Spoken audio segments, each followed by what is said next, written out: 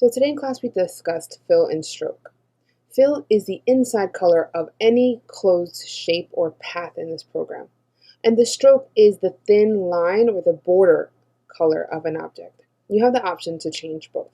So for the first part of today's activity, you're really just practicing editing fill and stroke to follow specific requirements. So in order to edit the fill and stroke of an object, first you have to utilize your selection tool to click on the object. You'll notice on the right-hand side where it says Appearance in your Properties panel, you have an option for Fill and Stroke. You'll also see these settings down here on the bottom left of your toolbar. Fill, the square behind it is Stroke. It's easy to change it from here in my opinion, so I'm just going to utilize the Properties panel. For each of these shapes, you've been given a specific color to change it to. For example, it says to change the fill of this rectangle to red and the stroke to black. I didn't ask for specific reds or black in this case, so I would click on my fill, this little square here.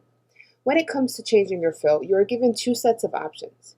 The automatic set of colors that pops up here is called swatches. They're just little squares of color. But sometimes if you want something a little more unique, there is a color mixer. It looks like a little color palette you would paint with. And you have the option to kind of use this down here or move these sliders. The CMYK stands for cyan, magenta, yellow, and black. It's just a mixture of colors.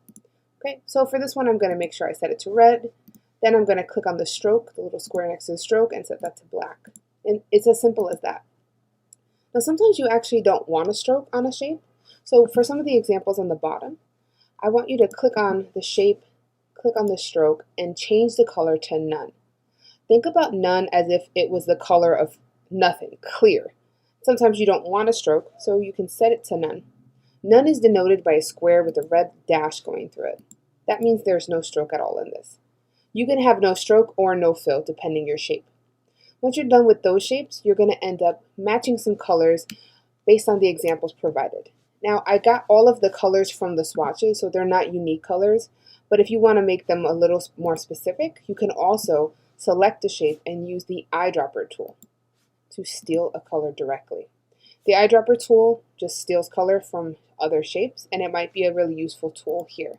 If you want to manually click the color, the same idea. Click on a shape, go to the fill, and choose the color here.